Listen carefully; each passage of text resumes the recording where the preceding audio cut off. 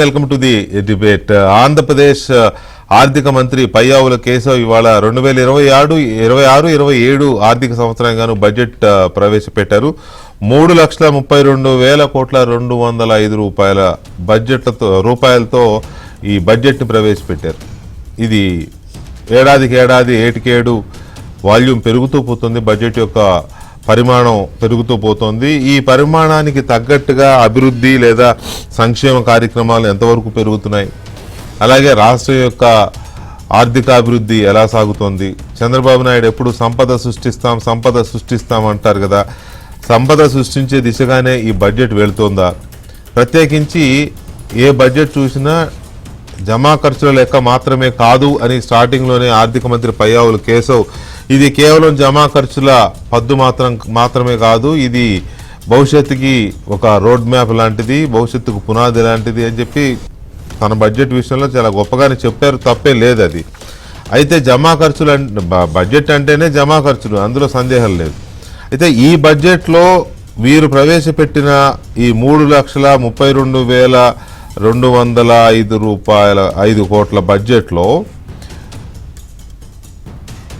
Revenue expenditure ఎంత,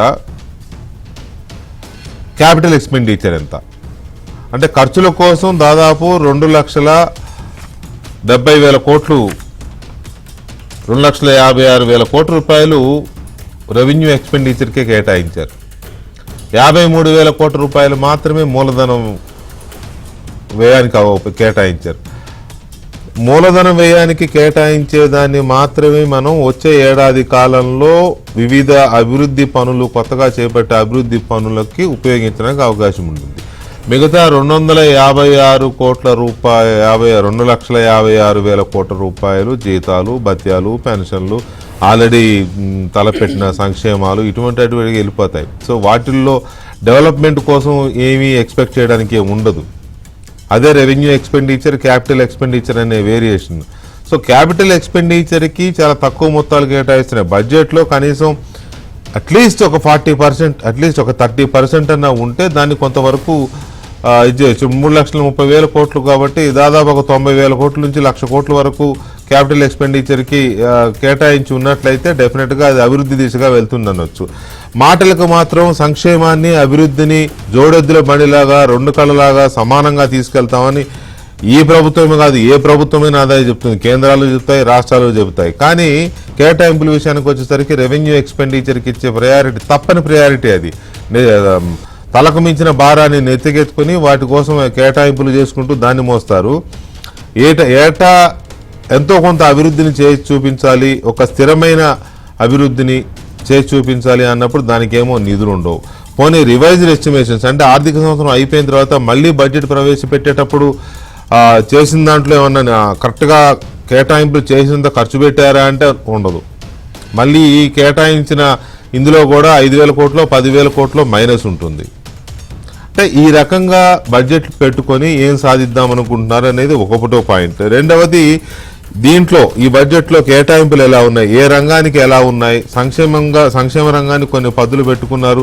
అది తల్లికి వందనం కావచ్చు, లేకపోతే కిసాన్ యోజన కావచ్చు, ఇంకేమున్నాయి రైతులకి సంబంధించిన వ్యవహారాలు ఇటువంటివి. ఇవి కాకుండా కీలక రంగాలు ఉంటాయి. పంచాయతీరాజ్ అని, మున్సిపల్ పరిపాలన, ఉన్నత విద్య, పాఠశాల విద్య, ఎక్సైజ్, ఇటువంటివన్నీ చాలా ఉంటాయి. వీటిల్లో చాలా కీలకమైనవి 2 మనకు కనపడుతున్నాయి. ఒకటి అమరావతి అభివృద్ధి, రెండోది పోలవరం పూర్తి చేయడం.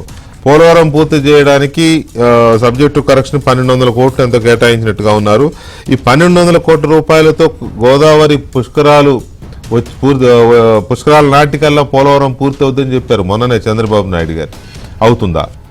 ఈ 1,200 కోట్ల రూపాయలతోని ఎలా అవుతుంది, పోలవరం ప్రాజెక్ట్ ఎలా పూర్తి అవుతుంది అనేది ఒక పెద్ద సందేహం. మరి పోలవరం 6,000 కోట్ల రూపాయలు 6,000 కోట్ల రూపాయలు అలొకేట్ చేశారు. 6,000 కోట్ల రూపాయలతో గోదావరి పుష్కరాల నాటికి అయిపోతుందా అనేది ఒక కీలకమైన లెక్క. చూడాలి ఎంతవరకు చేస్తారనేది. అలాగే అమరావతికి సంబంధించి ప్రభుత్వం యొక్క వ్యూహం ఏంటి, దాంట్లో రెవెన్యూ ఎక్స్పెండిచర్లోనే ఉన్నాయి కానీ క్యాపిటల్ ఎక్స్పెండిచర్లో కేటాయించడానికి ఉండదు, తక్కువ ఉంటుంది. ఏవైనా కేంద్రం ఇచ్చే నిధుల మీద ఆధారపడాలి. కేంద్రం ఎంతవరకు నిధులు ఇస్తుంది, ఆ నిధులతో అమరావతి ఎప్పటి వరకు పూర్తవుతుంది, వచ్చే ఏడాది పూర్తి చేసేస్తామని చెప్పారు. అమరావతిలో కీలక నిర్మాణాలు, ఆ సీడ్ యాక్సిస్, కోర్ క్యాపిటల్ ఇవన్నీ ఎంతవరకు పూర్తవుతాయి, ఇలాంటి చాలా అంశాలు ఉన్నాయి. అన్నిటికీ మించి ఈ బడ్జెట్లో బడుగు బలహీన వర్గాల ప్రజలు, రైతులు, మహిళా సాధికారత, నిరుద్యోగులు, ఉపాధి నిరుద్యోగ వృత్తి అన్నారు. అదేమన్నా మాట ఇచ్చారు, అది ఇంట్లో అదేమన్నా కొంతవరకు అన్నా నెరవేరుస్తారు. ఎందుకంటే ఉద్యోగాలు వచ్చేంత వరకు ప్రతి నిరుద్యోగికి 3,000 అని చెప్పారు. అది ఈ బడ్జెట్లో ఎక్కడ నాకు కనిపించలేదు, ఆ ప్రస్తావన కనిపించలేదు. మరి అది ఎప్పట్లోగా టేకప్ చేయబోతున్నారు. ఇటువంటి చాలా అంశాలు మనతో చర్చలో పాల్గొంటున్నారు తెలుగుదేశం పార్టీ నాయకులు, biodiversity corporation chairman Neelayapalem Vijay Kumar గారు, అలాగే సీనియర్ జర్నలిస్ట్ రాజకీయ విశ్లేషకులు డివి శ్రీనివాస్ గారు, అండ్ సిపిఎం సీనియర్ నాయకులు మాజీ శాసనసభ్యులు ఎంఏ గఫూర్ గారు మనతో చర్చలో పాల్గొంటున్నారు. ముందుగా గఫూర్ గారు నమస్కారం. నమస్తే. ఇవాళ పయ్యావుల కేశవ్ గారి బడ్జెట్ పైన మీ ఇనిషియల్ రిమార్క్స్ ఏంటి? సార్, ఘనంగా చెప్పుకోవడానికి ఏముంది సార్, మీరు కానీ ఇంకోరు కానీ ఏం చెప్పగలుగుతారు? ఇప్పుడు పోయిన సంవత్సరము 3,22,000 కోట్లు, అందులో చాలా డబ్బు ఖర్చు పెట్టలేకపోయినారు. అంటే డబ్బులు లేవు, కేటాయింపులు సక్రమంగా ఖర్చు పెట్టలేదు. రేపు పర్ఫార్మెన్స్ బడ్జెట్ చూస్తే మనకు అర్థమవుతుంది. ఇప్పుడు 3,32,000 కోట్లు అంటే 10,000.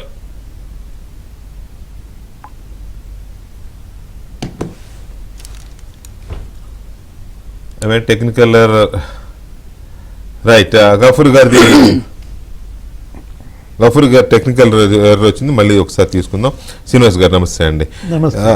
ఈ బడ్జెట్ మీద at a glance me observations ఏంటి? వెంకటేష్ గారు, మీకు, ఏబిఎన్ వీక్షకులకు, ప్యానల్ మిత్రులందరికీ కూడా గుడ్ ఈవినింగ్. ఇది ఇప్పుడు పయ్యావుల కేశవ్ ఈ రోజు పెట్టినటువంటి బడ్జెట్ ఇది రెండవ బడ్జెట్. అంటే గతంలో పెట్టింది అది మూడో బడ్జెట్ అని మనం లెక్కేయటానికి వీల్లేదు. ఈ బడ్జెట్ లో పేజ్ నెంబర్ 6లో కేశవ్ ఆయన బడ్జెట్ స్పీచ్ లో గూగుల్ ఒప్పందం గురించి మాట్లాడారు. బాహుబలి ఒప్పందం అని అన్నారు. అది బాహుబలి ఒప్పందం ఏమో కానీ ఇది బడ్జెట్ మాత్రం బాహుబలి బడ్జెట్. వాల్యూమ్ పెద్దది. అసలు మొత్తం తను మాట్లాడిన స్పీచ్. చంద్రబాబు నాయుడు గారు మొదటిసారి ముఖ్యమంత్రి అయినప్పుడు బడ్జెట్ 30,000 కోట్లు 40,000 కోట్లు ఉమ్మడి రాష్ట్రానికి, అంతేనా? 1995 ఉమ్మడి రాష్ట్రానికి. అది కూడా 2014లో ఉమ్మడి రాష్ట్రం బడ్జెట్ 1,66,000 కోట్లు. 14 దాకా ఎందుకు? అంతకుముందు ఉమ్మడి రాష్ట్రంలో మనం విడిపోయే జస్ట్ 11 years బ్యాక్ 1,66,000 బాగుంటుంది ఉమ్మడి రాష్ట్రం. ఇప్పుడు ఒక్కటే 3,40,000. ప్లీజ్. అది 340, ఇక్కడ 340 ఉంటుంది తెలంగాణ మొత్తం. ఇదేంటంటే రూపాయి విలువ పడిపోయిందా లేకపోతే బడ్జెట్ పెరిగిందా? టోటల్ అవుట్లే గురించి కాదు, ఇంప్లిమెంటేషన్ ఏది ఎంత ఖర్చు పెట్టారు అనేది ముఖ్యం. ఇప్పుడు దీనిలో మీరు చూశారు క్యాపిటల్ ఎక్స్పెండిచర్ ఎంత పెట్టారు. మూలధన వ్యయంకి వచ్చేసరికి మనకి బడ్జెట్ లో దగ్గర మరి 53,915 కోట్లు పెట్టారు. అంటే లాస్ట్ బడ్జెట్ కన్నా కూడా క్యాపిటల్ ఎక్స్పెండిచర్ 15,000 కోట్లు పెంచారు. అది 39,000 కోట్లు ఎంతో ఉంటే దీంట్లో మీకు 54,000 కోట్లు పెట్టారంటే ఎందుకంటే అదే పల్స్. ఇది మనం నాడి పట్టుకున్నట్టుగా వైద్యుడు ఈ మూలధన వ్యయం ఎంత ఖర్చు పెట్టారు అనేదే రేపటి ఈ బడ్జెట్ యొక్క సక్సెస్ రేట్ ని నిర్ధారించేది. గతంలో మనం చూసాం జగన్మోహన్ రెడ్డి హయాంలో. దీంట్లోనే అది కూడా చెప్తాను నేను. 2025-26 ఫైనాన్షియల్ ఇయర్ లో, బడ్జెట్ ఇయర్ లో వీళ్ళు పెట్టిన ఎస్టిమేషన్స్ ఏది క్యాపిటల్ ఎక్స్పెండిచర్స్ 40,635 కోట్లు. 40,000 అనుకోండి పోనీ. రివైజ్ వచ్చేసరికి 33,000 కోట్లు. అంటే అక్కడ 7,000 కోట్లు కట్. దాంట్లో ఎంత ఖర్చు పెట్టారు? ఈ 33,000 ఎంత ఖర్చు పెట్టారంటే పెట్టుంటారు. కాగ్ నివేదిక ఇచ్చింది ఏది, అది ఈ మధ్య కాగ్ ఎవరి క్వార్టర్కి ఇస్తాం. దాంట్లో మొన్న 9 నెలల మూలధన వ్యయం లెక్కలు చూస్తే దగ్గర 19,000 కోట్లు ఖర్చు పెట్టారు. అంటే ఇక్కడ 33,000 చూపిస్తున్నారు. అంటే నెలకి 2,100 కోట్లు ఖర్చు పెడుతున్నారన్న క్యాపిటల్ ఎక్స్పెండిచర్. దాన్ని మనం వెల్కమ్ చేయాలి. ఎందుకంటే ఇప్పుడు ఇరిగేషన్ ప్రాజెక్టుల పైన కావచ్చు, ఈ పేదల ఇళ్ల నిర్మాణం, రోడ్లు, వీటన్నిటికీ అంటే ఉత్పాదక వ్యయం పైన పెట్టిన ఖర్చుగా తీసుకున్నట్లయితే జగన్మోహన్ రెడ్డి అక్కడే విఫలమయ్యాడు. మీకు ఇదే బడ్జెట్ మనం ఇంగ్లీష్ పేపర్లో పేజ్ నెంబర్ 12 చూడండి. దాంట్లో మీకు 2022-23లో ఇచ్చాడు క్యాపిటల్ ఎక్స్పెండిచర్ మరీ దారుణంగా ఎంతగా పడిపోయిందంటే అతను 8,000 కోట్లు ఖర్చు పెట్టాడు. అప్పుడు అసలు క్యాపిటల్ అనే పదమే లేదు కదండి, క్యాపిటల్ లేదు, క్యాపిటల్ ఎక్స్పెండిచర్ లేదు. అప్పుడు బాగా చెప్పారు, సింపుల్. ఎంతసేపు బటన్ నొక్కుతున్నా అని చెప్పి మద్యం దోపిడీ తప్ప అప్పుడు ఎక్కడుంది? అటు క్యాపిటల్ ని ధ్వంసం చేశాడు, క్యాపిటల్ ఎక్స్పెండిచర్ ధ్వంసం చేసినటువంటి పరిస్థితుల్లో ఇవాళ అతను దోషిగా మారినటువంటి నేపథ్యం. అంటే దీన్ని కంపేర్ చేస్తున్నాను అన్నమాట నేను. ఎక్కడ 12 నెలలకి 8,000 కోట్లు, ఎక్కడ 9 నెలలకి మరి 19,000 కోట్లు ఖర్చు పెట్టారంటే, ఇప్పుడు మనం అంటోంది వెల్ఫేర్ తీసుకోండి. ఇప్పుడు వెల్ఫేర్కి ఇచ్చినటువంటి దీంట్లో తీసుకుంటే బీసీ కాంపోనెంట్ కింద దగ్గర మీకు 50,000 కోట్లు పెట్టారు, ఎస్సీ కాంపోనెంట్లో 20,000 కోట్లు పెట్టారు, మైనారిటీకి వచ్చేసరికి ఒక 6,000 కోట్లు పెట్టారు, ఎస్టీకి వచ్చేసరికి 9,000 కోట్లు పెట్టారు, మహిళలకు వచ్చేసరికి 4,500 కోట్లు పెట్టారు. అంటే వెల్ఫేర్ మీదే మీరు ఇవన్నీ కూడితే మీకు 91,000 కోట్లు ఉంది. అంటే బాహుబలి వెల్ఫేర్. ఒక రకంగా చెప్పాలంటే ఇప్పుడు డెవలప్మెంట్ పాయింట్ ఆఫ్ వ్యూలోకి వస్తే విద్యారంగం పైన 32,000 కోట్లు పెట్టారు. అట్లాగే పంచాయతీరాజ్ దానిలోకి వచ్చేసరికి 22,000 కోట్లు ఏం పెట్టారు. అటు అర్బన్ అదొక 13,000 కోట్లు పెట్టారు. ఇటు రూరల్ అర్బన్ కలిపితే మీకు 32,000 కోట్లు అక్కడ ఉన్నటువంటి దీంట్లో ఇరిగేషన్ ప్రాజెక్ట్స్ మీద 18,000 కోట్లు పెట్టారు. అదే ముఖ్యం. ఏది 18,000 కోట్లు అంటే ఇప్పుడు వ్యవసాయానికి అచ్చెన్నాయుడు పెట్టాడు బడ్జెట్ ఎంత, అది 14,000 కోట్లు ఎంతో పెట్టిన దీంట్లో రైతులకి 32,000 కోట్లు పెట్టారు. ఇదంతా కూడా ఏంటి డెవలప్మెంట్ పరంగా కనుక చూస్తే అది 1,00,000 కోట్ల బడ్జెట్ కనపడుతుంది. అంటే బాహుబలి డెవలప్మెంట్. ఇవి కాదు సార్, ఇవన్నీ వీటిలో అప్పులు కాదు, అప్పులు ఓకే, అప్పులు ఎలాగో తప్పలే కానీ ఆ తిప్పలు ఉంటాయి. అది కూడా బాహుబలి ఎక్స్పెండిచర్ ని మనం కేటాయింపుల కింద చూసుకుంటే అది డెవలప్మెంట్ కిందకి రాదు కదా. డెవలప్మెంట్ దాంట్లో వస్తున్నది మ్యాక్స్ 10%. ఇప్పుడు సింపుల్ అండి, 3,32,000 కోట్ల రూపాయల్లో క్యాపిటల్ ఎక్స్పెండిచర్ ఎంత? 53,000 కోట్లు. అంటే 3×10=30, మహా అయితే 15% అంతే. 15% క్యాపిటల్కి ఇస్తున్నారు, మిగతా 85% జీతాలు రెవెన్యూ వ్యయం అంతే. రెవెన్యూ ఎక్స్పెండిచర్ ఎందుకంటే ఇవాళ మరి ఒకటి దాన్ని తగ్గించుకోవాలి, దుబారా ఖర్చులు తగ్గించుకోవాలి, మళ్ళా మొత్తం ప్రతి చోట కూడా కంట్రోల్ ఉండాలి. పులి మీద స్వారీ తగ్గించుకునే అవకాశం లేదు. అది అంటే ఎందుకంటే జీతాలు అయితే తగ్గించుకోలేకపోయినా కూడా ఈ స్కీమ్స్ ఉన్నాయి, ఈ వెల్ఫేర్ స్కీమ్స్ ఇప్పటికీ అవే తడిపి మోపిడవుతున్నాయి. పింఛన్ల స్కీమే చూడండి, సంవత్సరానికి 33,000 కోట్లు ఎన్టీఆర్ భరోసా పింఛన్ల మీద పెడుతున్నారు. ఇప్పుడు తల్లికి వందనం దానికి ఎంత దగ్గర 10,000 కోట్లు, అన్నదాత సుఖీభవ అదొక 7,000 కోట్లు. ఈ స్కీములన్నీ మనం తీసుకున్నట్లయితే నేను అన్నది అదే, ఏది ఇవాళ వెల్ఫేర్ స్కీమ్స్ ఈ ప్రభుత్వానికైనా వీళ్ళకైనా సరే ఇవాళ అదొక బాటిల్ నెక్గా మారుతాం. దాన్ని అధిగమించాలంటే మరి కొత్త హామీలు ఉన్నాయి. ఆ కొత్త హామీలకు ఇంతవరకు ఇందులో ఎందుకు బడ్జెట్ పెట్టలేదని ప్రత్యర్థులు విమర్శిస్తున్నారు.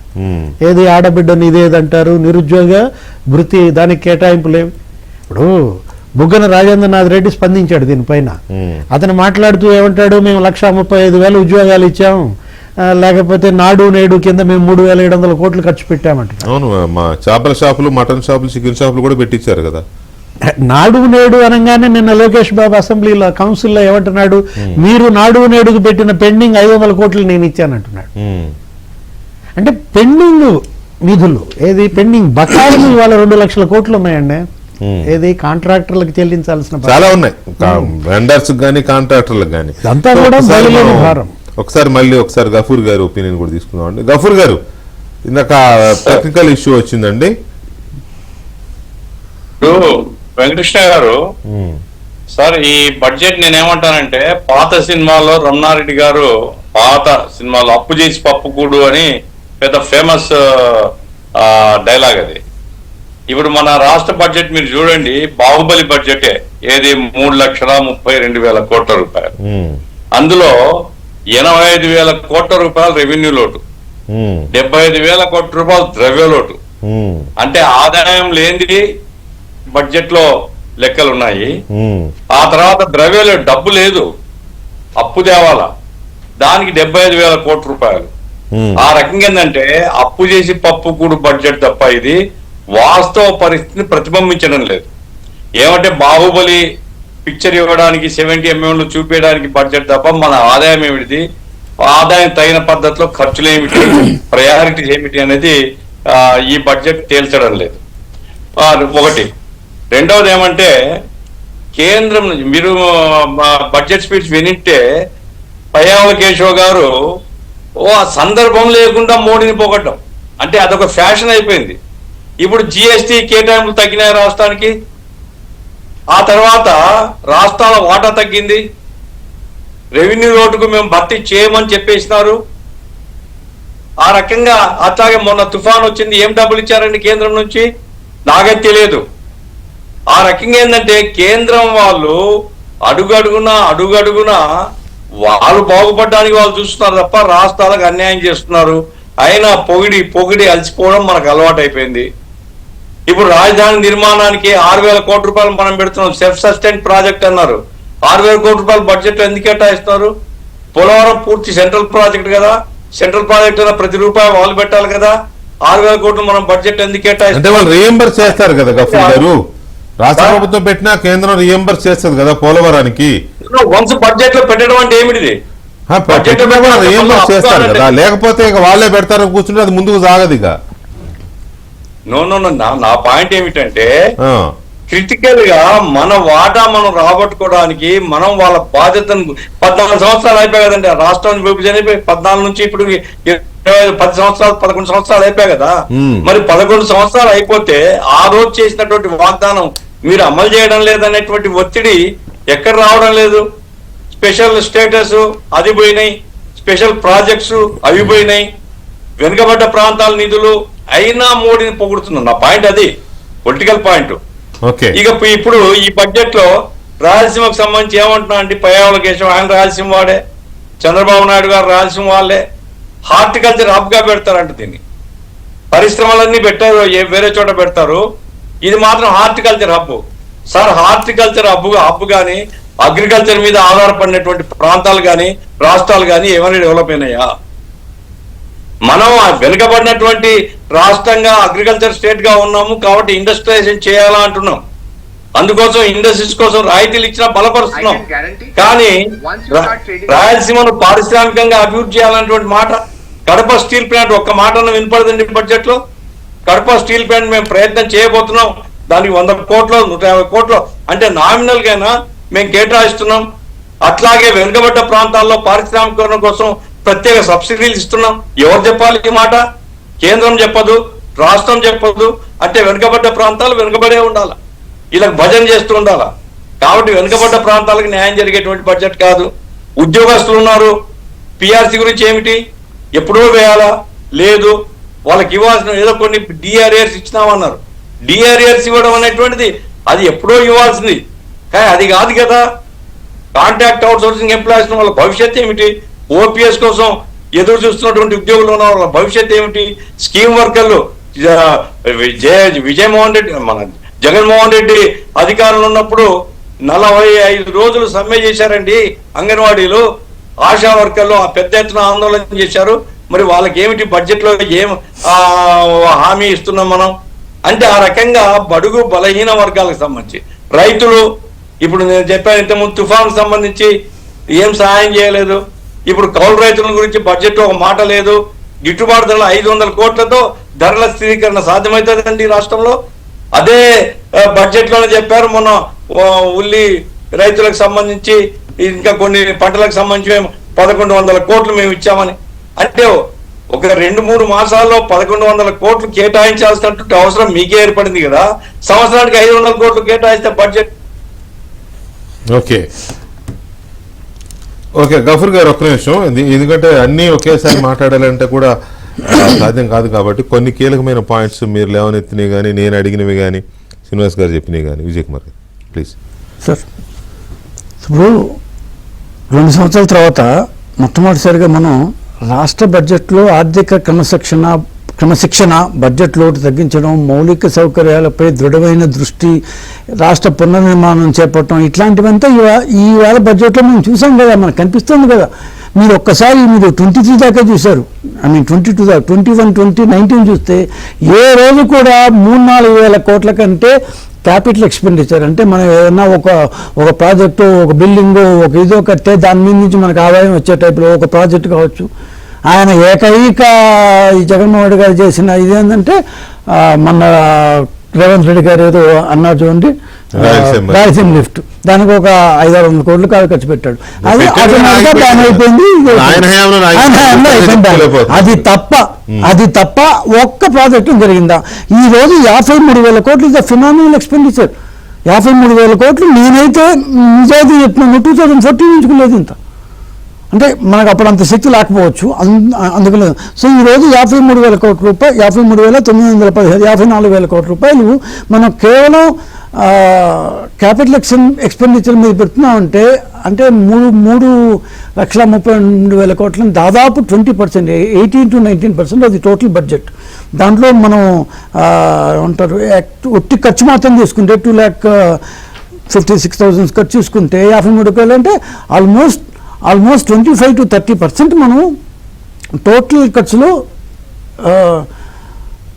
క్యాపిటల్ ఎక్స్పెండిచర్ మీదే మనం పెట్టబోతున్నాం. ఇంకా ఎలా అవుద్ది 20% ఎలా అవుద్ది? అవును, టోటల్ ఖర్చు చూసుకోండి. ఇప్పుడు 3,31,000 దీంట్లో సెంట్రల్ గ్రాంట్స్ అన్నీ వస్తుంటాయి కదా, అవంతా కలిపి మనం అప్పులు తీసుకున్నాం. యాక్చువల్ రెవెన్యూ ఎక్స్పెండిచర్ కాకుండా తీస్తే మీకు అంతే మన ఎక్స్పెండిచర్, టోటల్ ఎక్స్పెండిచర్ ఏదైనా ఖర్చే కదా. టోటల్ ఎక్స్పెండిచర్ ప్లస్ ఇది వేసుకుంటే మీకు దాదాపు 20% వస్తుంది సార్. మీకు మొత్తం బడ్జెట్ వేసుకొని 3,32,000 సార్. సో ఇంత ఎక్స్పెండిచర్ మీరు ఖర్చు పెట్టరా? ఇంతమంది ఏం చేశారంటే, ఇంతమంది ఎప్పుడు అలొకేషన్ కూడా మనం ఎప్పుడు చేయలేదు. 5 సంవత్సరాలు 6 సంవత్సరాలుగా మనం ఎప్పుడు చేయలేదు. సో ఈసారి మేము చేసాం. ఇది కాకుండా ఇప్పుడు మనం సంవత్సరానికి 50,000 కోట్ల రూపాయలు మనం రకరకాల స్కీముల ద్వారా మనం పేద ప్రజలకు ఇస్తున్నాం. ఇప్పుడు దాని గురించి ఎవరు మాట్లాడరు, చాలా కన్వీనియంట్గా అందరూ మర్చిపోతారు. మనం 28,000 కోట్ల రూపాయలు అటు ఇటుగా మనం పెన్షన్ కోసం ఇస్తున్నాం సంవత్సరానికి. ఎవ్రీ మంత్ దాదాపు 2,350 crores ఇస్తున్నాం మనం. ప్రతి నెల జీతాలకు ఎంత ఇస్తున్నామో పెన్షన్లకు అంతే ఇస్తున్నాం. రెండు ఒకే పద్దు. జీతాలకు 2,275 కోట్లు అనుకుంటే కొద్దిగా మారుతుంటుంది. పెన్షన్లు జీతాలు రెండు ఒకే పద్ధతులు. ఇది కాకుండా 3,000 కోట్ల రూపాయల అప్పుల మీద వడ్డీ కడుతున్నాం. మరి ఎక్కడి నుంచి వస్తాయి డబ్బులు? సో ఈ డబ్బులు రావాలంటే మనం ఉద్యోగాలు సృష్టించాలి, సంపద సృష్టించాలి. మన ఉద్యోగాలకి ఏమంటారు, ఒక్కసారి ల్యాండ్ ఇవ్వగానే వాళ్ళకి ఇస్తావు, నువ్వు ఎట్లు ఇస్తావు, ఏమంటారు కాఫీ లేదు, టీ వస్తుంది, కాఫీ వస్తుంది, ఏమి ఇవ్వరు. వాళ్ళు వచ్చి మన దగ్గర ఉద్యోగాలు ఎందుకు పెడతారండి? ఏమన్నా వాళ్ళు మన మేమ కొడుకులా ఇంకేమన్నా వాళ్ళకి ఏమన్నా 4 సపోజ్ ఎగ్జాంపుల్ వాళ్ళ నుంచి సంపద ఎట్లా సృష్టిస్తారు? మీరు స్టార్టింగ్లో ఒక క్వశ్చన్ వేశారు కదా. మనం 2028కి విశాఖపట్నంలో మాత్రమే కనీసం 50,000-60,000 సాఫ్ట్వేర్ ఉద్యోగాలు వస్తాయి అని చెప్తున్నాం. కాగ్నిజెంట్ కావచ్చు, TCS కావచ్చు, యాక్సెంచర్ కావచ్చు, ఆఫ్ కోర్స్ గూగుల్ కావచ్చు, ఎక్సెట్రా. దాని పక్కన దాన్ని సిఫీ కావచ్చు, ఎక్సెట్రా. వాళ్ళు ఆల్రెడీ కాగ్నిజెంట్ మేము 25,000 మంది ఇస్తామని చెప్పారు. వీళ్ళు ఒక్కొక్కరు 15,000 మంది. ఒక్కసారి లెక్కేసుకుని వెంకటకృష్ణ 50,000 మంది కనుక 2028 ఇంకో 2 yearsలో కనుక వస్తే ఒక్కొక్కరికి 35,000-40,000 అయితే ఉంటుంది కదా ఒక సాఫ్ట్వేర్ ఉద్యోగులకి. సో 50,000 మందికి ఇంటూ 40,000 రూపీస్, దాంట్లో ట్యాక్స్ వస్తుంది మనకు. వాళ్ళకి ఇల్లు కావాలి, పాలు కావాలి, కూరగాయలు కావాలి, దాంట్లో ప్రతిసారి ₹1 మాదే కొద్దీ మన ట్యాక్స్ వస్తుంది. ఎట్లా వచ్చింది? హైదరాబాద్లో డబ్బు. మరి హైదరాబాద్లో ఏమైనా మాయ చేశారా? ఏమీ తేడా. ఆ రోజు చంద్రబాబు నాయుడు విత్తనం వేశాడు, దాన్ని అందరూ పిండుకున్నారు బాగా. మంచిదే లేదు, నాశనం చేయలేదు కదా. అదే చాలా మంచి పని చేశాడు, చాలా మంచి పని చేశాడండి. ఇప్పుడు తెలంగాణలో హైదరాబాద్ కాకుండా ఆదిలాబాదు, నిజామాబాద్ అంటే మనం తప్పట్టు ఉద్దేశం కాదు, మంది సేమ్ పరిస్థితి. ఇక్కడ ఎవరిదైనా సేమ్ పరిస్థితి. మహారాష్ట్రలో ఒక్క నాగ్పూరు, ఔరంగాబాదు, అఫ్ కోర్స్ దాని ముంబై, ఇది కాకుండా అప్పకుండా పూణే, ఇది కాకుండా మిగిలిన 30 జిల్లాలో ఉంది. Same thing with respect to దాని కర్ణాటక. సో అదేవిధంగా మనకు అలాంటి సిటీ ఒకటి లేదు. ఇప్పుడు డెవలప్ చేస్తాం అమరావతి రెండింటిని. అందుకే కదా అందరూ గెలిపించుకున్నది. మీరు గెలిపించారు కాబట్టి మేము పోనీ ఈ 5 సంవత్సరాల్లో మేము చెప్పే కంపెనీలు కానీ మేము చేసుకున్నారా? అమరావతి ఆంధ్రప్రదేశ్ యొక్క రాజధాని నిర్మాణం సెంట్రల్ గవర్నమెంట్ ప్రాజెక్ట్ ఏం కాదు, రాష్ట్ర ప్రభుత్వమే కట్టుకోవాలి. వాళ్ళు దయదలిచి ఏమన్నా ఇచ్చారు, ఇవ్వాలి. ఇంకా అందుకోసం మీరు పొగుడుతున్నారు, బతిమాలుతున్నారు, తెచ్చుకుంటున్నారు. ఓకే, సంతోషం అండి. అది కనిపిస్తే మంచి చెప్పడంలో తప్పే ఉంది కాదు. బాగా మనకి హెల్ప్ చేస్తున్నారు, ఇంకా హెల్ప్ చేయాలి అనే యాంగిల్లో మీరు 4 మాటలు పొగిడారని అనుకుందాం. గఫూర్ గారికి అది నచ్చలేదని అనుకుందాం కాసేపు, ఓకే. కానీ పోలవరం విషయంలో మీరే పెట్టుకుంటూ పోవాల్సిన అవసరం ఏంటి, పైగా దాన్ని బడ్జెట్ లో పెట్టాల్సిన అవసరం ఏంటి అనే ప్రశ్న ఒకటి సూటిగా వచ్చింది గఫూర్ గారి దగ్గర నుంచి. Point number 1. Okay, point number 2, మీరు చేయాల్సిన ఆన్సర్ ఏంటంటే 22,000 కోట్ల రూపాయల రెవెన్యూ డెఫిసిట్, 76,000 కోట్ల రూపాయల ఫిజికల్ డెఫిసిట్, అంటే దాదాపు 1,00,000 కోట్ల రూపాయల డెఫిసిట్లు చూపించుకుంటూ 3,32 కోట్ల రూపాయల బడ్జెట్ ని చూపించడం అనేది రోషే గారు అనేవాళ్ళు అంకెల గారడి అని మాయన మరాఠీ పోలేదా అంటారు. No problem. ఇప్పుడు నువ్వు ఎలా బతకాలి అనేది నీ చేతిలోనే ఉంది, నా చేతిలో లేదు. నీ చేతిలో ఉంది, నేను ఎలా బతకాలి, నువ్వు నేను కాదు కదా. ఎలా ప్రజలు ఉండాలి అనేది ఒక ముఖ్యమంత్రిగా ఈ సాయంగా విజన్. ఆయన ఈరోజు అన్ని కంపెనీలు వైజాగ్లో తెచ్చి అక్కడ పోయి ఇంకో తెచ్చి కాకపోతే కూడా ఎవరేం దాన్ని మాట్లాడరు. మన దగ్గర ఇంతే ఉంది డబ్బు, ఆ ఇంతలో మనం ఒరిస్సా మరే ఉంటాము, చిన్న ఏదో మనం మర్చాం చేసుకున్నాం అంటే బాధ లేదు. ఇప్పుడు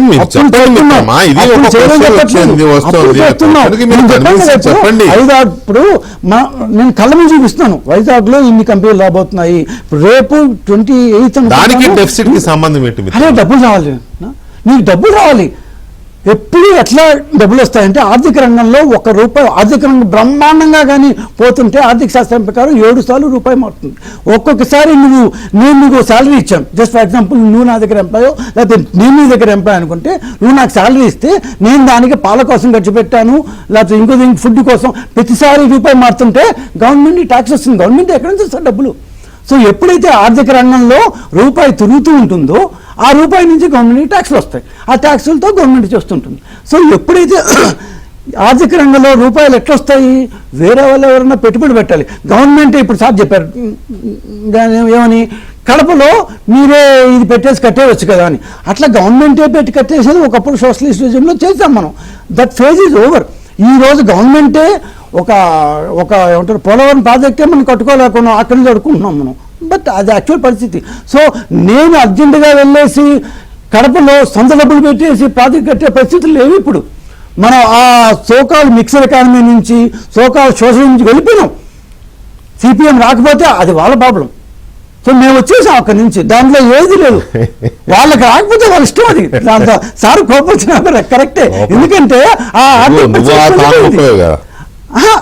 ఇప్పుడు కాలేజీలో ఉన్నంత ఆవేశం ఆ తర్వాత ఉండదు కదా. సో తప్పదు, ఎందుకంటే రోజు చంద్రబాబు ఆయన ఫుడ్ అందరికీ కరెక్ట్. ఇది యాక్చువల్ చెప్పింది పార్లమెంట్ లో ఫిరోజ్ గాంధీ చెప్పారు.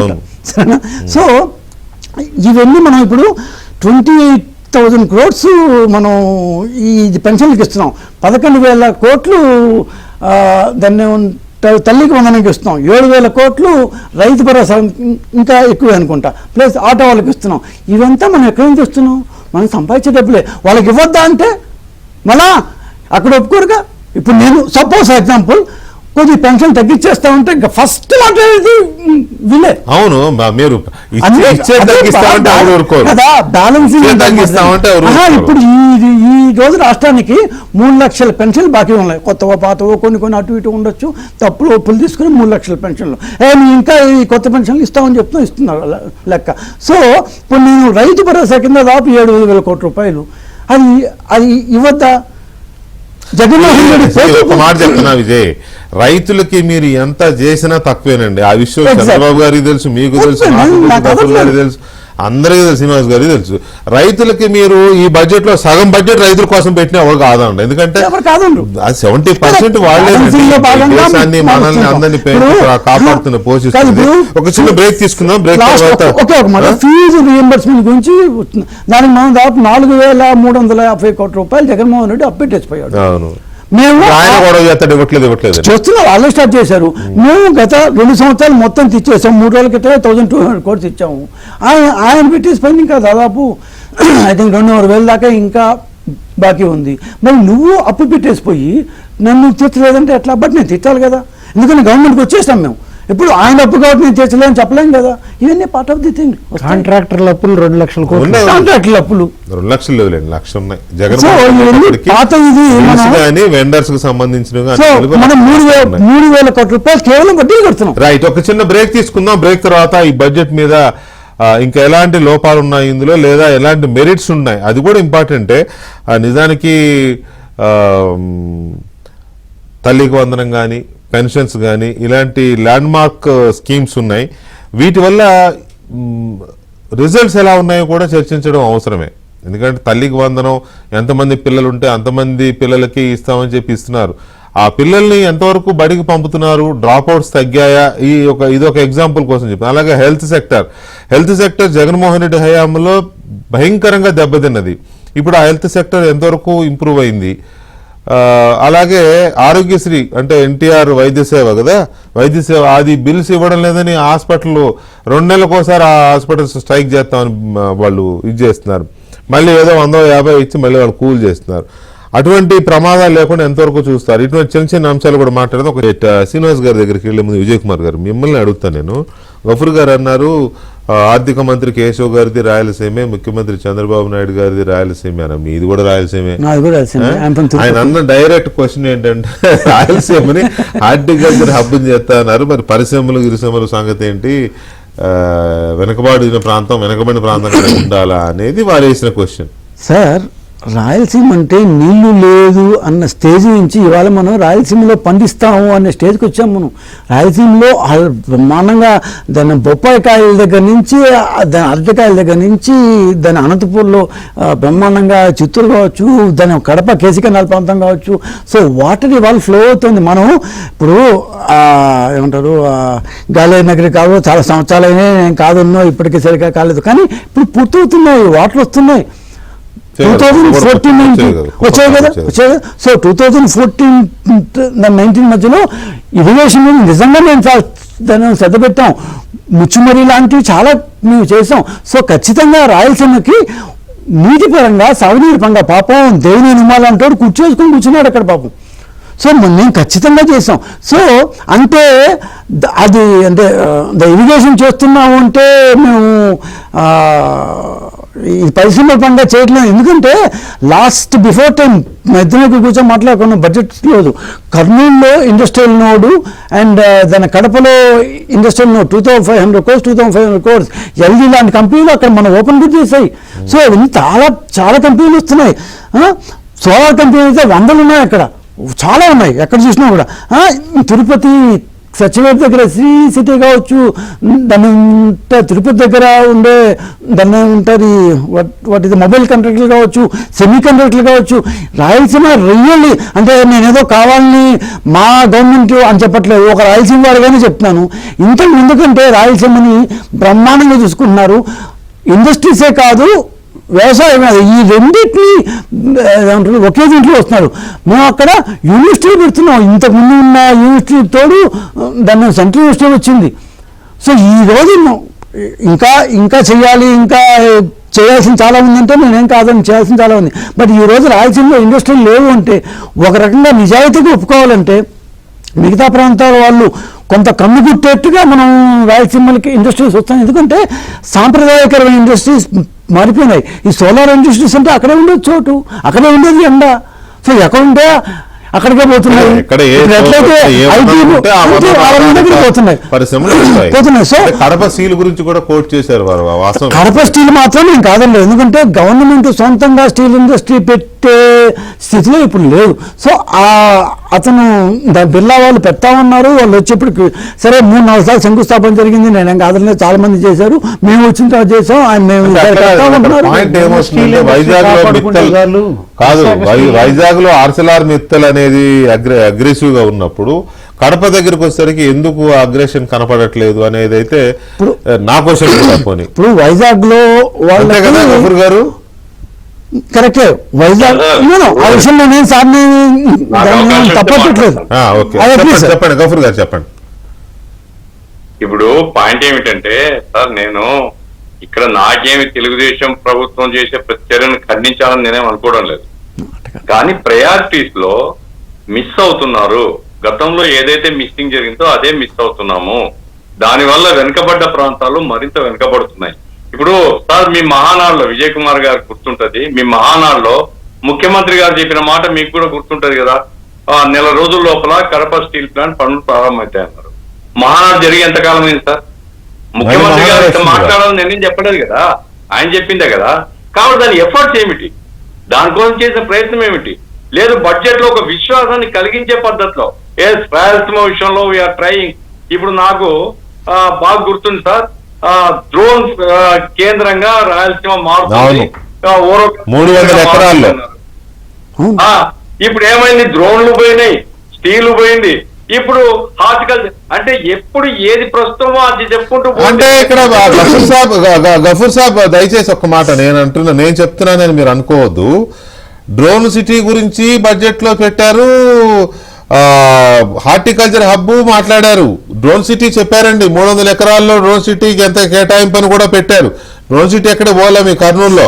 అయితే నేను అంటే బహుశా విజయ్కి ఉన్న చిన్న ఐ థింక్ ఐఎమ్ సారీ, నేను అది చెప్పకూడదు వాళ్ళ తరఫున, కానీ విషయం ఏంటంటే నాకు అర్థమైంది ఏంటి అంటే ఇండస్ట్రీసే రాయలసీమకు వచ్చేసరికి అక్కడ ఉద్యానవనాలు బాగా ఇదవుతాయి. నేను ఒకసారి ఎక్స్పీరియన్స్ చేశాను గఫూర్ గారు, నేను విజయవాడలో వేరే ఛానల్ పెట్టినప్పుడు సొంతంగా.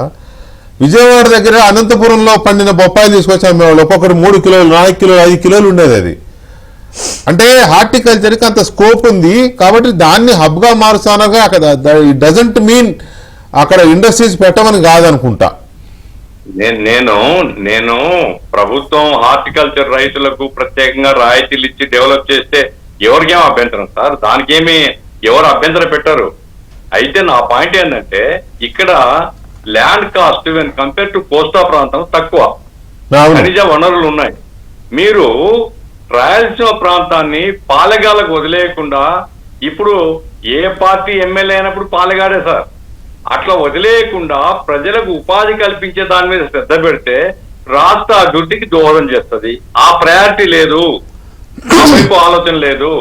తర్వాత ఇప్పుడు స్టీల్ ప్లాంట్ కు సంబంధించి జిందాల్తో ప్రారంభిస్తామన్నారు. జిందాల్ మరి వచ్చినాడో లేదో, ఏమైందో ఏమీ తెలియదు. ఏం ప్రయత్నాలు చేస్తుంది అది ప్రజలకు చెప్పుకోవాలి కదా, ప్రజలు చూస్తుంటారు కదా. అంటే అందరూ మోసం చేస్తున్నారు మమ్మల్ని అనే వాతావరణము ఏం ఉపయోగం? జగన్ మోసం చేశాడు, చంద్రబాబు నాయుడు వచ్చిన తర్వాత కూడా అది ముందు కదలట్లేదు. వెంకటకృష్ణ 2,500 కోట్ల రూపాయలతో కర్నూలు ఓర్వకల్లో ఇండస్ట్రియల్ మోస్ట్ మీకేదో చెప్తున్నారా? చెప్పండి sir. Due respect to you నేను చెప్తున్నాను, చెప్పండి sir. Due respect to you, Tipparthi తర్వాత ఓరకల్లు నోట్స్ వాళ్ళు ఇండస్ట్రియల్ నోట్స్ కేంద్రం డెవలప్ చేస్తుంది అని చెప్పారు. సరే మంచిది సార్. మీరు ఎప్పుడైనా మీరు రాయలసీమ వాళ్ళు అంటున్నారు, నాకు జిల్లా తెలియదు, తిరుపతి సార్ వెరీ గుడ్, మీరు రండి ఒక్కసారి, నేను మీ వెంట వస్తాను, ఓరకల్లు నాకు చూపే ఏమి డెవలప్ అవుతుంది. నా పాయింట్ ఏమంటే సార్, ఒక 20 సంవత్సరాల తర్వాత డెవలప్ అవుతుంది. రాజశేఖర రెడ్డి అదే చెప్పాడు, లేపాక్షలో 1000 ఎకరాల రైతులు తీసుకున్నప్పుడు ఇదంతా బ్రహ్మాండంగా డెవలప్ అవుతుంది అన్నారు. ఏమైంది? ఆ పొలం అమ్ముకోవడానికి జగన్మోహన్ ట్రై చేసినాడు. మిమ్మల్ని నేను కోరేది ఏమిటంటే, జగన్మోహన్ రెడ్డి లా కాకుండా మీరు ఒక 5 years మీకు ప్రజలు మ్యాండేట్ ఇచ్చారు. ఈ 5 years లోగా మీరు ఒక డెవలప్మెంట్ స్పష్టంగా చూపించాలి మిగతా వాళ్ళకు మీకు. అలాగే వెంకటకృష్ణ గారు ఒక చిన్న విషయాన్ని నేను సబ్మిట్ చేస్తాను. సంక్షేమాన్ని గురించి బడ్జెట్ లో చాలా పెద్ద మొత్తం బాహుబలి సంక్షేమం అంటున్నారు కదా. మైనారిటీ ఫైనాన్స్ కార్పొరేషన్ గురించి ఇంత ముందు కూడా చర్చించుకున్నాం జగన్మోహన్ రెడ్డి రాజ్యం. ఉదయం ఆర్డర్స్ వస్తాయి, సాయంకాలం ఇవన్నీ రిటర్న్ పోతాయి. ఏమంటే ఇదిగో ఈ స్కూల్ పిల్లలకి ఎంత అడ్జస్ట్ అయింది, మధ్యాహ్న భోజనానికి ఎంత అడ్జస్ట్ అయింది రాసేసి ఆ పిల్లల పేరు రాసి ఎనికి పంపించేస్తారు. ఇప్పుడు కూడా తేడా లేదు. With due respect to Telugu Desam people sir నేను ఇవాళ పొద్దున్న తీసిన ప్రకారం దాదాపు 8,000 కోట్ల రూపాయలు మైనార్టీలకు ఇచ్చినారండి. ఇవ్వడం లేదు సార్. మీరు సార్ 8,000 crores మైనార్టీ ఫైనాన్స్ నేను చెప్పేది కొంచెం వినండి. మైనార్టీ ఫైనాన్స్ కార్పొరేషన్ లో ఒక్క స్కీమ్ లేదు, ఒక్క బెనిఫిషియరీకి ₹1 లేదు. మీరు 6,000 కోట్లు కాదు 60,000 కోట్లు పెట్టుకున్నా గానీ ఆచరణలో జరిగినప్పుడు జనం నవ్వుతారు. మీరు కావాలంటే ఎంక్వైరీ చేసుకోండి. నేను చెప్పాను సార్, నేను ఇప్పుడు చెప్తున్నాను. మీరు 5 సంవత్సరాల ఈ జగన్ పరిపాలన నుంచి మీరు ఇంకా బయట రాలేదు. ఐ అగ్రి, మీ యొక్క తప్పేం కాదు. ఎందుకంటే 5 సంవత్సరాలు ఏమీ రాలేదు, మాకు మొత్తం ఇచ్చేసిపోయాడు అని చెప్పేది మా యొక్క యాక్చువల్గా చెప్పాలంటే రెండో బడ్జెట్. ఎందుకంటే ఫస్ట్ బడ్జెట్లో ఏం పెట్టామో కూడా తెలియదు, మొత్తం ఇచ్చేసిపోయాడు. 38,000 కోట్లు తప్పించేసిపోయాడు ఆయన మాకు. సో మీరు ఈ రోజు remember correctly 8,000 crore rupees sir, ఒకసారి చూసి చెప్పండి నాకు కరెక్ట్గా ఉంటే 8,000 crore రూపీస్ ఈసారి మైనార్టీలకు మనం పెట్టున్నాం. సో ఇప్పుడు పర్టికులర్ మైనారిటీ 9,000 కోట్లు సారీ ఇంకో వే పెంచారైనా 9,000 కోట్లు అన్నారు. సో మీరు అన్నట్టుగా ఒకవేళ మైనార్టీ ఫైనాన్స్ కార్పొరేషన్ లో లోన్లు అనేవి ఆ ప్రాంతంలో ఒకవేళ వచ్చి వచ్చాము. బట్ ఓవరాల్ గా ఇప్పుడు మనం ఇప్పుడు మీరు ఇందాక నుంచి రాయలసీమలో ఒక్క ఫ్యాక్టరీ పెట్టలేదు అంటున్నారు. బట్ మిగిలిన చోట్ల స్టేట్ చైర్మన్ మా జిల్లా వాడే, అతనితో మాట్లాడిన ఎండితో మాట్లాడిన స్టేట్ కార్పొరేషన్ పోయి వచ్చాను నేను. విజయ్ కుమార్ గారు మీరు దయచేసి ఒక్క రోజు రండి, ఇద్దరం పోయి కనుక్కుందాం. ₹1 కూడా సార్ అందరూ కావాలనుకుంటారు, ఎందుకంటే కార్పొరేషన్ కూడా కావాలని కోరుకుంటారు. అంటే ఇవాళ బడ్జెట్ పాయింట్ ఏంటంటే ఒక మాట మీరు అన్నది కన్సర్న్ ఇది కాబట్టి మీరు కొంచెం అథెంటిక్ గానే చెప్తారు దాంట్లో. కార్పొరేషన్ లో అయితే మైనారిటీ వెల్ఫేర్ కి 9,000 కోట్లు కేటాయించారు. దాంట్లో కేటగిరీ ఎలా కేటగరైజ్ చేశారు అనేది మరి ఆ చైర్మన్ గారికి ఇంకా వెళ్ళిందో లేదో అది తెలుసుకోవాల్సిన అవసరం. ఇవ్వాలి కదా బడ్జెట్ వచ్చింది, 9,000 కోట్లు కేటాయించారు. నేను అనేది ఈ బడ్జెట్ గురించి కదా మనం మాట్లాడదాం. పోయిన బడ్జెట్ లో ఏం జరిగింది అనేది చైర్మన్ కి ఐడియా ఉంటుంది. ఇవ్వలేదు, అన్ని కోట్లు పెట్టలేదు. ఈసారి 9,000 కోట్లు అంటే హ్యూజ్ అమౌంట్. మరి ఆ హ్యూజ్ అమౌంట్ లో 6,000 కోట్లు ఇప్పుడు 6,000 కోట్లు ఎప్పుడు 6,000 కోట్లు మైనారిటీస్ 6,000 కోట్లు కేటాయించారు. ఖర్చు పెడితే అభ్యంతరం లేదు సార్, ఖర్చు పెట్టండి. అదే అంటున్నా నేను.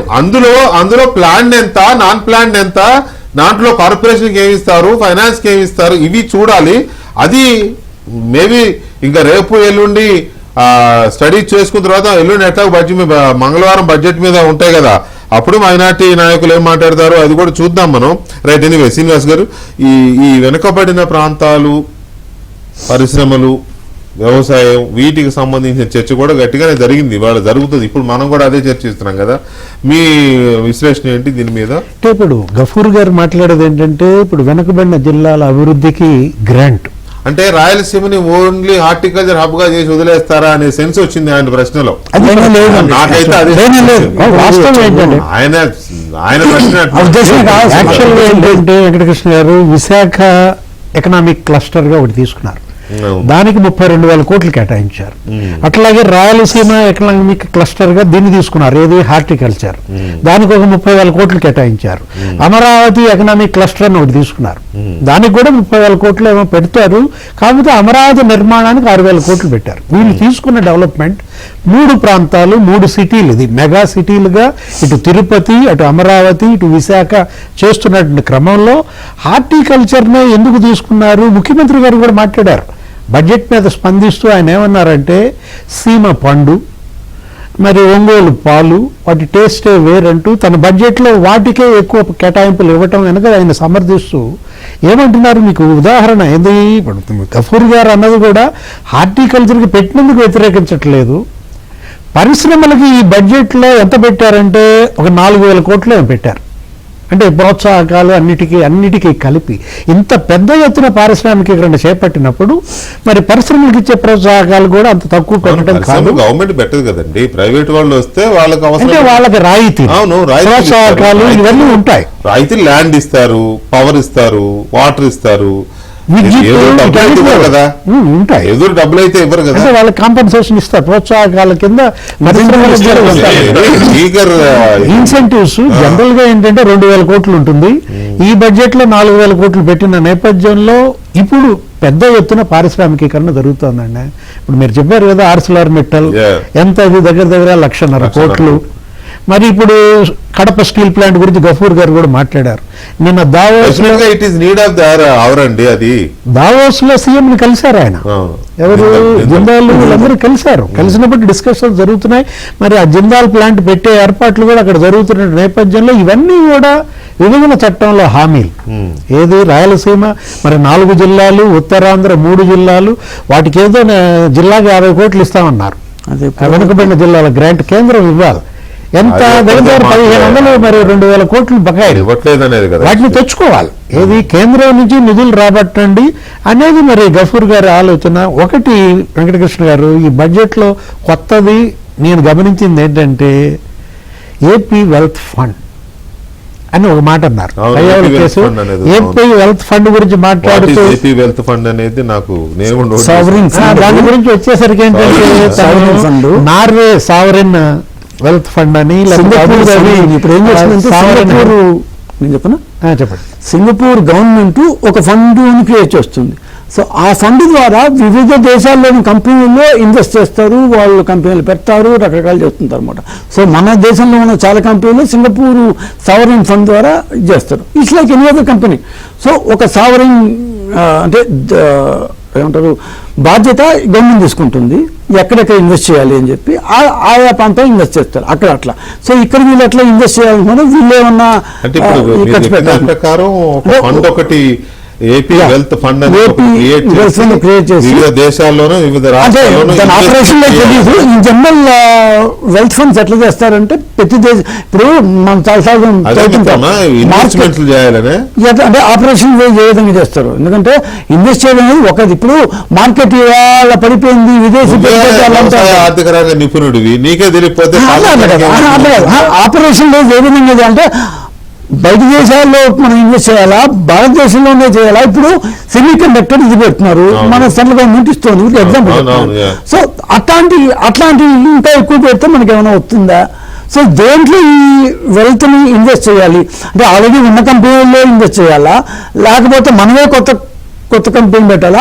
ఇట్స్ ఎ న్యూ దాని కాన్సెప్ట్. ఇవాళ దాని గురించి మనం ఎంత ఇదిగానో మాట్లాడుకోవచ్చు, కానీ ఆపరేషన్లు అనేవి మారుతుంటాయి. అందుకని విదేశీ పెట్టుబడిదారులు వాళ్ళ పెట్టుబడులు పెడుతుంటారు, వాళ్ళ పెట్టుబడులు తీసేసుకుంటుంటారు, ఒక్కోసారి పైకి పోతుంటాయి, దాన్ని అమ్మేస్తుంటారు. సో ఇవన్నీ జరుగుతుంటాయి. కానీ ఈ పైకి పోయినప్పుడల్లా మన రాష్ట్ర ఆ పర్టికులర్ ఫండ్ సంపద కూడా ఆటోమేటిక్గా పైకి పోతుంది, అమ్మేస్తే మనకు it's like any other fund. మనం ఇండివిజువల్గా ఎలా అయితే పెట్టుబడులు పెడతామో అది వేరే కంపెనీలో కావచ్చు, నువ్వు సొంతంగా ఒక బిల్డింగ్ కట్టి బాడుగులు తెచ్చుకోవచ్చు, anything you can do.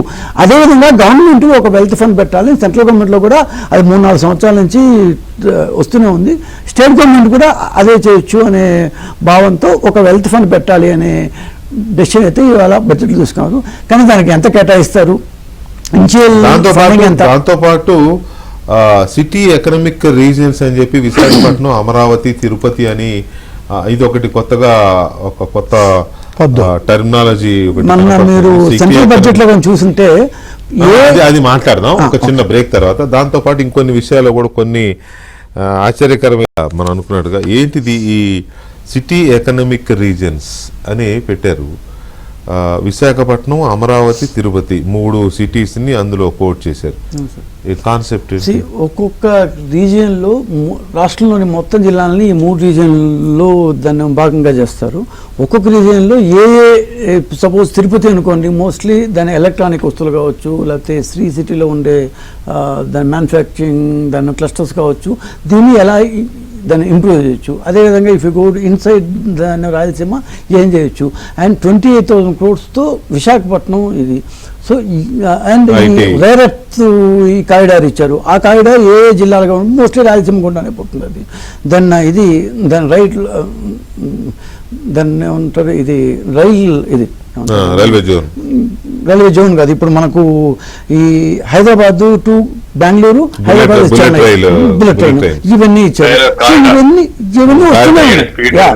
So ఇవన్నీ వస్తున్నాయి. ఒక్కొక్క దీనికి ఒక్కొక్క జోన్లో ఆ యాక్టివిటీని దాన్ని కాన్సన్ట్రేట్ చేయొచ్చు, ఫోకస్ చేయొచ్చు. సో అలా మనం ఒక్కొక్క కంపెనీని అడుక్కొని వాళ్ళకి చెప్పి వాళ్ళకి ఎక్స్ప్లెయిన్ చేసి ఏపీఈడిబి ద్వారా, ఆంధ్రప్రదేశ్ ఎకనామిక్ డెవలప్మెంట్ బోర్డు ద్వారా వాళ్ళని అప్రోచ్ అయ్యి వాళ్ళని తీసుకొచ్చి, ఇప్పుడు దాని ఓర్వకల్లో ఏమి కంపెనీలు రాలేదు అన్నట్టు. సెంట్రల్ గవర్నమెంట్ ఇచ్చినా ఎవరు ఇచ్చినా మేము దాన్ని చెప్పినట్టు ల్యాండ్ ఇస్తారు, దాన్ని వాటర్ ఇస్తారు, దాని ఎలక్ట్రిసిటీ ఇస్తారు, అన్నీ ఇస్తారు. కానీ ఏదో కంపెనీ అక్కడ వచ్చి పెట్టుబడి పెట్టాలి. మనం అడుక్కొని తెచ్చుకొని బాబు మా దగ్గర ఇంత ఉన్నాయి మీరు రా పెట్టు అని మనం అడగకపోతే ఎవరు రారు. So that is what Chandrababu Naidu is doing for the past 3 years. అంతకుముందు 5 సంవత్సరాలు చేసింది ఇది, ఇప్పుడు ఇదే చేసింది. మా దగ్గర ఇంత డీసెంట్లైజ్ చేస్తున్నాము, ఒక్కొక్క ఏరియాలో ఒక్కొక్క దీన్ని ఫోకస్ చేస్తున్నాము. ఆ ఏరియాలో ఈ ఫోకస్ చేసేదానికి బాగా ఉంది. ఆస్తుల కల్పనలో భాగంగా కీలక ప్రాజెక్టులైన పోలవరం సాగునీటి కోసం మన దగ్గర ఉండే ఎక్స్ట్రా డబ్బును పెట్టి మరి ఆ ప్రాంతంలో మనం వాటర్ ఇస్తాము. ఆ వాటర్ కనుక ఇక్కడికి వస్తే మనం రాయలసీమకి ఇంకా ఎక్కువ వాటర్ ఇవ్వచ్చు, ఇది కృష్ణా వాటర్. సో ఏ ప్రాంతంలో ఏది అనుకూలంగా ఉందో ఆ ప్రాంతంలో ఎక్స్ట్రా మనీ మనం పెట్టి ఆ ఉన్న సౌకర్యాలను మనం డెవలప్ చేయగలిగితే మీలాంటి పెట్టుబడిదారులు వచ్చి పెడతారు. జోకా లేకపోతే సరదాగా? అంతే కృష్ణ. అలాంటి కరెక్టే. నాలాంటి పెట్టుబడిదారులు నమ్ముకుని మీరేదో ఉద్యోగాలు కల్పన చేద్దాం అనుకుంటే అయినట్టే బొగ్గే. మీరు ఆస్ట్రాలో లేకపోతే జిల్లాల్లో అంబానీను అదానీను వాళ్ళకి నమ్ముకుంటే రాసుకుంటే బూడిద రాలినట్టు ఉంటది. నాకు తెలిసి ఒక్క మాట మనం స్పష్టంగా చెప్పగలను, 53,915 కోట్ల రూపాయలు క్యాపిటల్ ఎక్స్పెండిచర్ అని గఫూర్ గారు కూడా 2 సంవత్సరాలు చూస్తుంటారు. ఎప్పుడన్నా ఖర్చు పెడతారా లేదా అనేది ఇప్పుడు క్యాపిటల్ ఎక్స్పెండిచర్ అంటే ఏంటి, అది ప్రాజెక్టులు కావచ్చు, ఎన్ని కావచ్చు.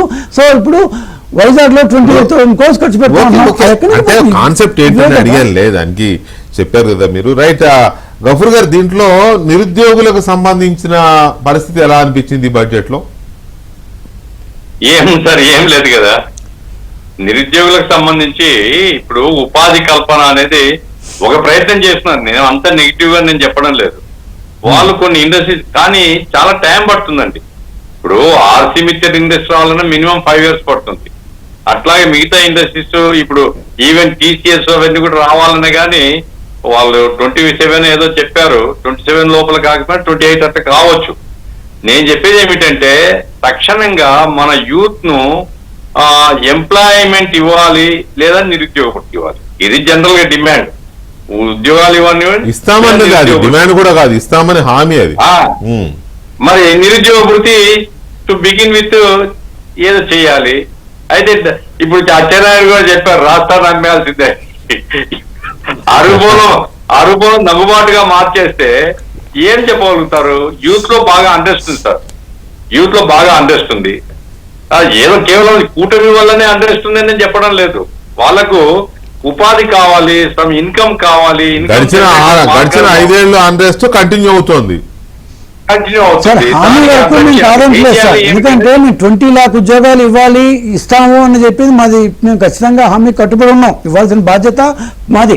ఆ ఇవ్వాలి అంటే ఇట్లాంటి ఇండస్ట్రీస్ అంతా తేవాలి. దాంట్లో కొన్ని వస్తాయి, కొన్ని రావు, కొన్ని ఆగిపోతాయి, మధ్య మధ్యలో వస్తాయి. ఇవంతా మేమేం కాదనట్లేదు. సో మీరు అన్నట్టు ఇప్పుడు 28కి ఆ 4 కంపెనీలు కనుక వైజాగ్లో వస్తే మేము చేస్తున్న ప్రయత్నాలన్నీ దేవుడి ఫలిస్తే 50,000 ఉద్యోగాలు వస్తాయి. 50,000 ఉద్యోగాలు ఆ 4 కంపెనీలు వస్తాయి అంతే. కాకపోతే దానివల్ల సర్వీస్ సెక్టర్లో ఎన్ని ఉద్యోగాలు వస్తాయి? సో ఉద్యోగాలు ఎప్పుడు ఆ 4 కంపెనీలే కాదు కదా. ఆ 4 కంపెనీల్లో ఇంతమంది ఎంప్లాయ్ చేసుకుంటే వాళ్ళకి 50,000 ఫ్లాట్లు కట్టాలి. 50,000 ఫ్లాట్లు కావాలంటే ఎంత స్టీల్ కావాలి, ఎంత ఇది సిమెంట్ కావాలి, ఎంతమంది మేస్త్రులు కావాలి, ఎంతమంది బేల్దారు కావాలి, వాళ్ళ ఇంట్లో అన్నీ వస్తాయి అన్నమాట. సో నేను ఫస్ట్లో హైదరాబాద్ గురించి ఎందుకు చెప్పాను అంటే, సో ఆ లెవెల్లో ఒక్కొక్కటి డెవలప్ అవుతూ వచ్చింది. ఇవన్నీ 5 సంవత్సరాలు వచ్చేస్తాయంటే రాను తానే మేము ట్రై చేస్తున్నాం.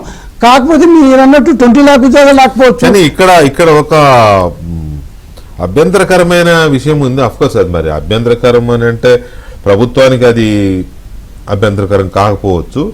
కానీ బడ్జెట్ వచ్చిన దగ్గర నుంచి ఒక అంశం ఏమి జరుగుతోంది అంటే, తిరుపతిని పర్యాటక కేంద్రంగా తీర్చిదిద్దుతామన్నారు. తిరుపతిని పర్యాటక కేంద్రంగా తీర్చిదిద్దడం ఏంటి? ఆధ్యాత్మిక కేంద్రంగా అది డెవలప్ చేసి దాన్ని ఇంకా మోర్ డివోషనల్ ఎన్విరాన్మెంట్ క్రియేట్ చేయాలి అక్కడ. ఇప్పటికే నానా వివాదాలు, నానా గందరగోళంగా ఉంది శ్రీనివాస్ గారు. అది దాని పర్యాటక కేంద్రంగా తయారు చేయడం అంటే ఇంకా అయిపోయి అక్కడ కూడా ఏవేవో వచ్చి పడతా ఉంటాయి. అది మరి ప్రభుత్వం ఏ ఉద్దేశం ఉందో? శ్రీనివాస్ గారు, మీ అభిప్రాయం ఏంటి దీని మీద? తిరుపతి పర్యాటకం ఏంటి? అంటే పర్యాటక రంగానికి వాళ్ళు పెట్టిన బడ్జెట్ లో భాగంగా లేదు, తిరుపతిని కోట్ చేశారు. ఈ బడ్జెట్ లో పర్యాటక రంగానికి ప్రాధాన్యత ఇస్తున్నామంటూ అన్నిటికీ దూరుకో మాకు ఈ బడ్జెట్ లో పర్యాటక రంగానికి ప్రాధాన్యత ఇస్తామంటూ ఇప్పుడు తిరుమల, తిరుపతి దాని పరిసరాల్లో కూడా పర్యాటకాన్ని మేము ప్రోత్సహిస్తామంటూ, అంటే ఒక తిరుపతే కాదు, అక్కడ ఏంటంటే మనం చూడాల్సింది ఆ చుట్టుపక్కల పరిసరాలు. ఇప్పుడు అది ఒక టెంపుల్ టూరిజం అంటాం.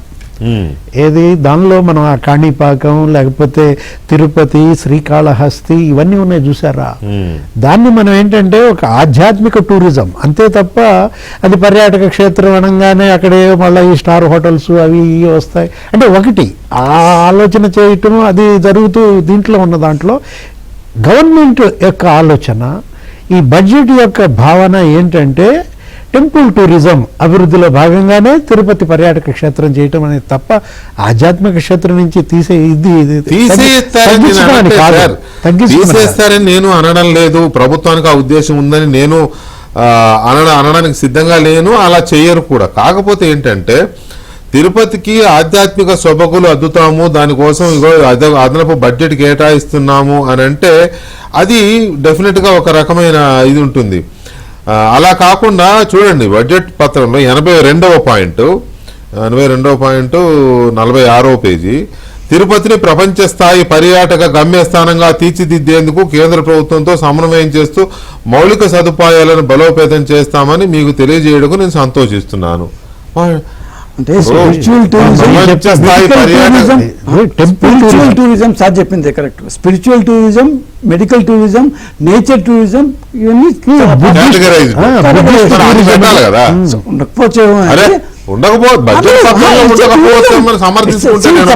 టూరిజం రోజుకి 1,00,000 మంది వచ్చే ప్లేస్ నాకు తెలిసి అసలు వేరు, టూరిజం వేరు. ఈ వీటికి క్లియర్ కట్ చంద్రబాబు నాయుడు గారికి తెలియదని లేదా ఆయనకి పాఠాలు నేర్పేంత గొప్ప వాళ్ళమేం కాదు. కానీ ఇది మరి పొరపాటున ఇలా వచ్చిందా? స్పిరిచువల్ టూరిజం లో భాగంగా అక్కడ ఒక సర్క్యూట్ కావచ్చు. అంటే ఇప్పుడు ఇంతకుముందు కానీ కాదు కదా వివే, నువ్వు నేను అనుకుంటే కాదు కదా. బడ్జెట్ పర్యాటక గమ్యస్థానంగా కరెక్ట్. ఎందుకంటే ఒకసారి తిరుపతికి వచ్చి నేరుగా వెళ్ళిపోకుండా వాడు కాళహస్తి పోవచ్చు, అక్కడ కాణిపాకం పోవచ్చు, ఇప్పుడు దాన్ని అరుణాచలం పోతున్నారు. Circuit Mahanandi big circuit. గుళ్ళు ఎక్కడలేవు. ఇది టెంపుల్స్ వేరు, తిరుపతి వేరు. తిరుపతి ప్రపంచంలోనే అత్యంత పెద్ద ఆధ్యాత్మిక కేంద్రం, ప్రపంచంలోనే రోమ్, వాటికన్ సిటీను తిరుపతిని కంపేర్ చేస్తాం మనం. అలాంటి తిరుపతిని మరి పర్యాటక కేంద్రము, పర్యాటక గమ్యస్థానం ప్రపంచానికే అంటే పర్యాటకం అంటే ఎవరికైనా ఏం గుర్తు వస్తుంది? అంటే మీ దృష్టిలో ఏంటంటే, నా దృష్టి అనకండి మీరు దయచేసి, ఇక్కడ ఈ టెర్మినాలజీని మాత్రమే తప్పుపడుతున్నా. ప్రభుత్వానికి ఆ ఉద్దేశం ఉందో లేదో నాకు తెలియదు. ఎవరికైనా టూరిజం అన్నా పర్యాటకం అన్నా ఏం గుర్తు వస్తుంది? ఇప్పుడు నేను గఫూర్ గారిని అడిగితే అవుట్ అండ్ రేట్ ఆయన బ్లాస్ట్ చేసి పడేస్తాడు గవర్నమెంట్ ని.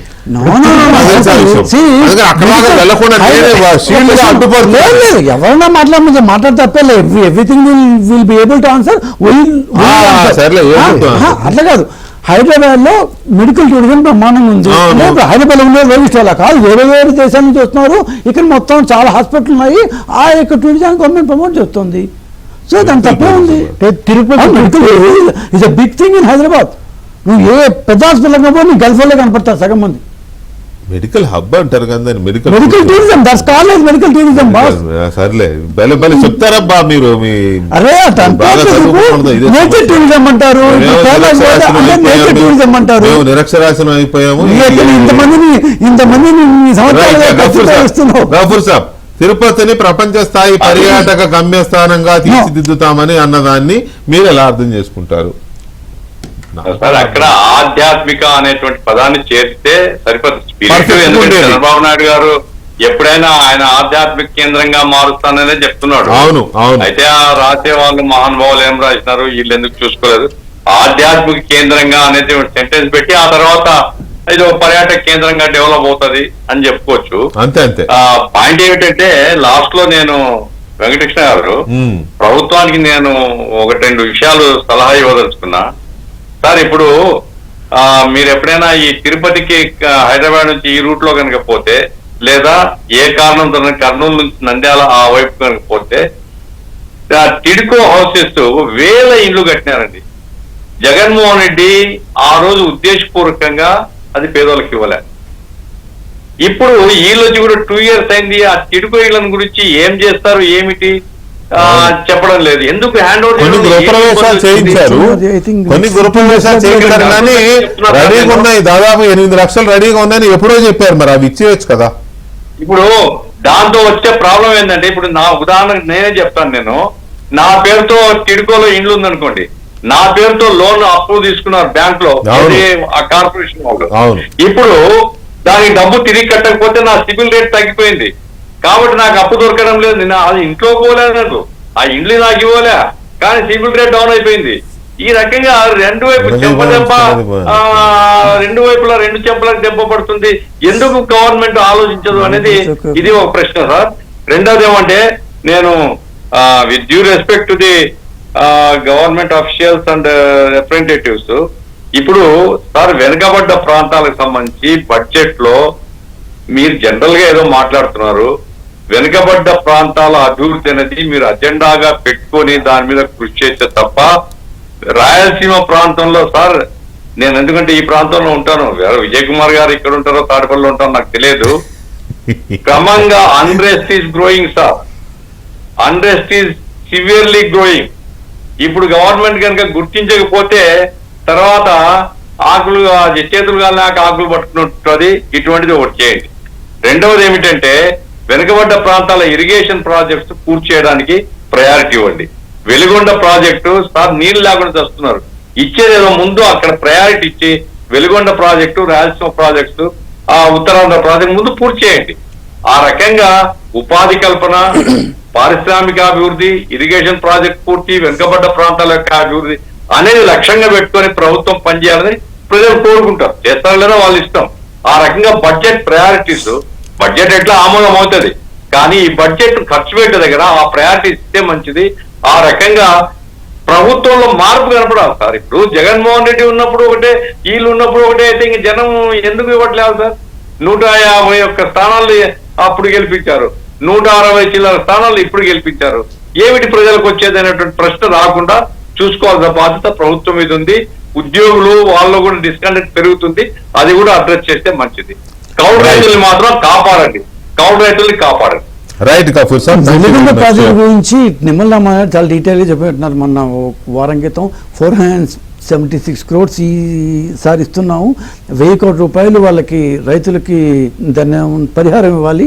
ఈ 2 చేస్తేనే ఆ ప్రాజెక్ట్ పూర్తి అవుతుంది. మేము నెక్స్ట్ జనవరి కల్లా పూర్తి చేస్తాం. స్పష్టంగా మొన్ననే ఒక వారం క్రితం దాదాపు చాలా డీటెయిల్ ప్రెస్ కాన్ఫరెన్స్లో యాజ్ ఫార్ యాజ్ దాన్ని ఏమంటే వెలుగొండ కోసం. సో దాంట్లో ఏం లేదు. దీని ముందు 5 సంవత్సరాలు జగన్మోహన్ రెడ్డి గారు ఏం చేశారు వెలుగొండ గురించి, ఎందుకు 2 సొరంగాల గురించి ఏం మాట్లాడలేదు, ఏం జరిగింది, ఇంకా అంతా నేను పోను. ఇప్పుడు చాలాసార్లు మీరే మాట్లాడుతారు. సో వెలుగొండ వరకు మేము బ్రహ్మాండం చేస్తాం, దాంట్లేదు. సో ఇట్లా ఒక్కొక్క ఇష్యూ మేము వదలటం లేదు. కొద్దిగా ముందు వెనకాల కావచ్చేమో కానీ everything is being done. Right Vijay Kumar గారు, థ్యాంక్ యూ వెరీ మచ్ అండి. అలాగే శ్రీనివాస్ గారు అండ్ గఫూర్ గారు, థ్యాంక్ యూ వెరీ మచ్ అండి. ఇది ఇవాళ డిబేట్. మళ్ళీ నెక్స్ట్ డిబేట్లో కలుద్దాం. శుభరాత్రి.